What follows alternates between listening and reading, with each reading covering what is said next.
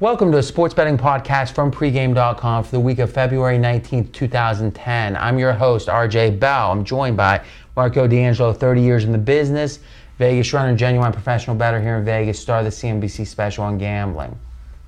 This is segment 2 of 4, big game preview, college basketball. We've got Virginia Tech at Duke on Sunday. Okay, so Vegas runner, you give us, there's no line on this game yet. We replicate what a true handicapper does, which is handicap the game before the line comes out. What is the true line on this game? What line will split the result? Okay, I made Duke a 13-point home favorite, and I set the total at 136.5. I think that's where you're going to find value because I believe the odds makers are going to bring out the total a lot higher than that because the first meeting between the two, the total was 143.5. And even though they didn't eclipse that total, an adjustment of 8 points is very rare for them to make. So I think they'll bring it out around 139 or 140, and because of that, there'll be some value on the under for us. Okay, so your handicap, you think right now what's going to split the action 50-50? 13 and 136.5. Okay, now Marco, you do it differently. You come out with the way to split the action. Your line is what you think the odds maker is going to put out to split the action. That way, if it varies from that, you can really think the odds maker might have an opinion, which you like to do and find trap games and such. What do you put the line at? We got a big difference on this one. I got Duke coming out at 9.5 in this game. Virginia Tech is, they've just been playing lights out. They've been close in all of their games. I just don't see them putting this game at double digits. I hope they don't. Wow. So that's weird because Duke in general is such a public team. I mean, they're amongst the 2 or 3 most public teams. With the public team comes a premium. You usually are lay. I mean, it'd be hard to imagine they're not double digits here. You think 9.5 split? Half the people bet Virginia Tech at 9.5. I think so. I mean, I guarantee you that if it comes at that, you'll see me with my thinking. I will be on the dog. If they come at VR's, if they come at what? If they come under double digits, if they come at that 9.5, I'm going to look to the dog because to me, psychologically, they're enticing you to take the Duke action. Because Duke was 5.5, 6 when they played at Vatech, and the game they won by 14 or 13 or something like that. Hold on a second, though. I'm confused. If you think the line is going to be 9.5 to split the action, if it comes out at 9.5, then the odds maker's neutral. When I come out with my line, this is the line that I'm expecting to see. This is what I think Vegas will open the line. All right, so if they come out at 9.5, that means that you think the action is going to split 50-50. Yes, I agree with you, but we go round and round with me on how I read the lines, and it's a situation. Well, no, here's the thing: is what we need to, and that's what's nice about this podcast is we got the whole basketball season all the way through to football to try to figure out how do we best convey to the listeners what a handicapper such as yourself is thinking. So this isn't about trying to play Perry Mason and catch you in an error. Let's take a minute and think about this. Listen, this is my free pick. I'll make this really simple. I'm taking Virginia Tech. And the reason is simple. One, I always want to fade a team like Duke. Now, I'm not going to fade them every time. But they've actually covered as a double-digit favorite a lot this year. And they've been blowing a lot of teams out. And the rest of the ACC hasn't. It's like 57% double. If you just take all double-digit dogs in conference, it's like 57% this year. But Duke has actually done quite well with it. So you have the people have been laying the big number with Duke, have been winning. There's no reason not to here, which means I think there's going to be even more of a premium on it. I'm very much hoping for a number closer to your 13. At 9.5, I wouldn't like it. So I'll make a pick, let's say at 10.5 or above on this as an official free pick. Now let's dig in. It's that simple for me. Is I think I'm getting a couple points of value, so I'm going to get it. I'm going to bet it. Let's dig in for a minute. What I want your number to tell us is what you think would split the action. Then, so let's say for the sake of argument, you think 11 would split the action.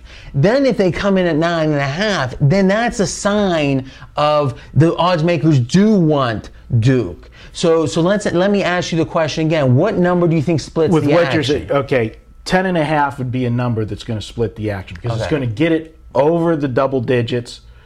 and it's just going to be that tick over. Okay, so you think that the fair line is 10.5. You suspect they're going to come out. You think this is setting up as a game that they like Virginia Tech, so they come out at 9.5, especially right below that double digits to try to induce Duke. Exactly. All right, so that's what, as we move forward, I want to hear what you think splits the action, and then the listeners, if the line comes out below, significantly different, they can start thinking like Marco and say, wait a minute, they're trying to induce Duke action. I want to go the other way. A good place to put a little plug in here is a good place to get inside my head is the at the Bellagio buffet. Well, yeah, there too, but the daily trap thread. And yesterday was a perfect example of one of these games where the line just absolutely made no sense at all on the game, the number they came out at, and the public was betting, hammering away on the one side, and it never moved off the line. And not only did we cover the game, we had a 7-point dog win outright by 11. All right, so you're at pregameforums.com. You do a daily, 7 days a week, never miss. Now, you're getting married here in a few months. Are you going to have a trap thread that day? No. Really? Well, all right, so three... Every day except the wedding. I think you could at least do it the day of the wedding and then not maybe the next day. You get one day off. You can pick which one it is. Well, I got to talk to Dan Beebe's agent because he got the day off after his, his engagement. I had to go to the hospital to get my day off after the engagement. Well, I don't know why you went to the hospital. That's a whole different conversation. All right, so but moving forward, we really want to split. We want the line that you think splits the action. Then, if it comes out differently, we can learn from that. But in pregame forums, Marco does a daily thread where he actually does it early in the morning or relatively early, then has a midday update, then a late day update during the week, and then it's all moved a little earlier on the weekend, in which you identify a game, put it under the spotlight, and decide if ultimately if it's a trap game or not. And it's been hugely popular. All right, so what do you think of my play on VT here? To be honest with you, I'm neutral on the side, and my opinion is that there'll be some value on the under, like I said at the top.